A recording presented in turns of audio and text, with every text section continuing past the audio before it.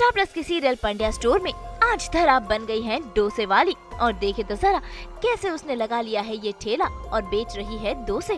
असल में ऋषिता की बिटिया रानी की तबीयत खराब हो गई है और पंड्या परिवार कंगाली से गुजर रहा है।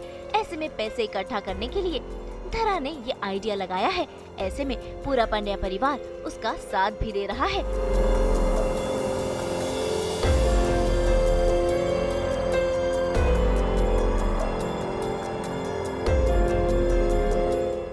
घर पे हाँ सबकी सिचुएशन थोड़ी सी डिफ़िकल्ट है बिकॉज़ अभी छुटकी को कुछ प्रॉब्लम हो गई है। ऋषिता और देव छोड़कर जाना चाहते हैं। वो परिवार वालों के साथ नहीं रहना चाहते। धरा के लिए to see the entire house breaking has become very difficult. कहीं ना कहीं उसके दिल में एक ठेस भी पहुंच गई कि अब मैं कैसे सबको एक साथ रखूं। रावी और शिवा भी जाना चाहते हैं। देव और ऋषिता भी अलग हो रहे हैं। सब अलग हो रहा है, सब बिखर रहा है। तो जहाँ माँ कहती है कि धरा अब तेरे हाथ में, तू उस परिवार को कैसे जोड़ कर रखती है, that situation is very difficult. अब देखते हैं क्या होता है। अभी हमारे हाथ से पंड्या स्टोर चला गया है। फाइनेंशियली हम इतने स्टेबल नहीं हैं अभी, खाने पीने के भी बांधे नारे हो गए हैं। तो अब देखते हैं कैसे जुगाड़ होता है 1 लाख रुपए का। हाँ, धरा नहीं, हम सब एक दूसरे की सहायता करने की कोशिश कर रहे हैं, हेल्प कर रहे हैं। फॉर एग्जांपल कि मैं डिलीवरी बॉय बना हुआ हूँ और धरा को डोसा इसलिए खोलना पड़ा क्योंकि छुटकी भी मार पड़ गई। साथ में पंड्या स्टोर भी खरीदना है वापस से। छुटकी को भी बचाना है, उसका इलाज करने के लिए पैसे चाहिए। 1.5 लाख अभी के लिए 1.5 लाख चाहिए। तो धरा अपनी तरफ से पूरी कोशिश कर रही है, मैं भी अपनी तरफ से पूरी कोशिश कर रहा हूँ, शिवा भी अपनी तरफ से पूरी कोशिश कर रहा है। सब कुछ ना कुछ लगे पड़े करने के लिए। तो लेट्स सी, भगवान करे कि छुटकी जल्दी ठीक हो जाए और सबकी मन्नतें काम आ जाए और हमें अपना पंड्या स्टोर भी वापस मिल जाए। पहले तो बहुत बुरा जैसा फील हुआ कि हमारी धरा भाभी को ऐसा काम करना पड़ रहा है कि उनको डोसे बेचना पड़ रहा है बाद। फिर प्राउड भी फील हुआ कि ये सब कर रहे हैं ये। फिर वही मेरा भी एक डायलॉग था जिसमें मैं बोलता हूँ कोई भी काम छोटा बड़ा नहीं होता, काम काम होता है, तो उसको पूरी श्रद्धा से करो। तो मैंने ये नहीं देखा कि डोसा बेच रहे हैं। मेरे लिए भी प्राउड की बात है कि जो भी काम कर रहे हैं वो कर रहे हैं, अपने परिवार के लिए कर रहे हैं। उसके बाद देव आया, देव बोलता कि छुटकी भी बीमार है और उसके लिए 1.5 लाख और मतलब 50,000 और लगेंगे। 1 लाख पहले दे चुके हैं। तो टेंशन बढ़ गई कि इतना सारे पैसे का इंतजाम हम कैसे करें। पर अभी तक हमने किया है तो आगे भी करेंगे। यही पंड्या स्टोर के लोगों को खास बनाती है ये चीज़। तो देखते हैं क्या बनता है आगे। हाँ, शिवा मार खा रहा है, मार रहा है, वहाँ पे जाके बॉक्सिंग कर रहा है, सारी चीज़ें कर रहा है। वो काफ़ी कष्ट दे रहा है अपनी बॉडी को।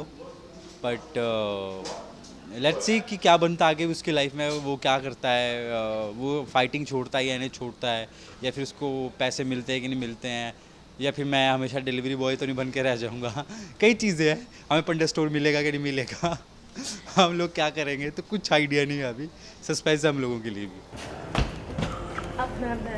ठीक है, ये लेक्चर देना ना बंद करो। मुझे 2-3 दिन दो, मैं सोचती हूँ फिर बताती हूँ।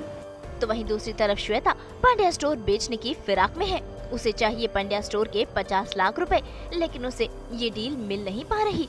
ऐसे में उसकी दोस्त उसे देती है एक डील। कौन कहाँ है?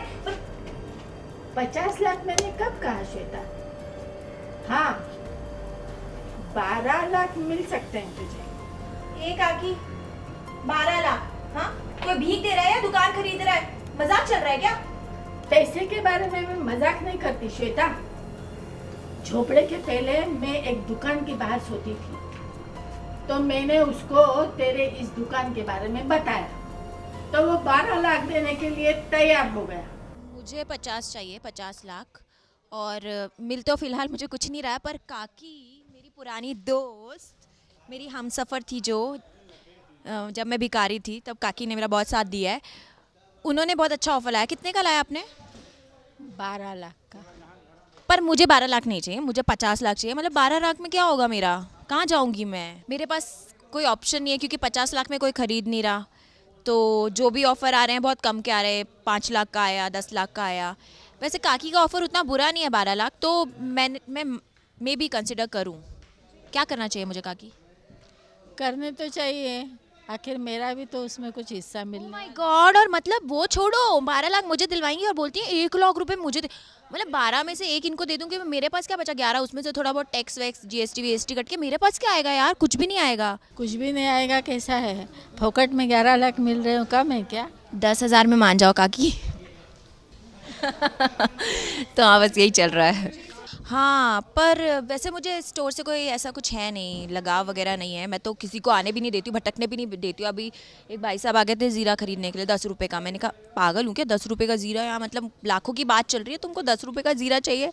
तो मैंने उन्हें भगा दिया। फिर लकीली काकी आई है, तो मैं तो सोचूंगी कि जितनी जल्दी हो सके, क्योंकि श्वेता के ड्रीम्स बहुत बड़े हैं, वो सोमनाथ में अपनी लाइफ नहीं काट सकती, तो वो चाह रही है कि मिल जाए 50 लाख तक तो बेच बूझ के निकल लें यहाँ से।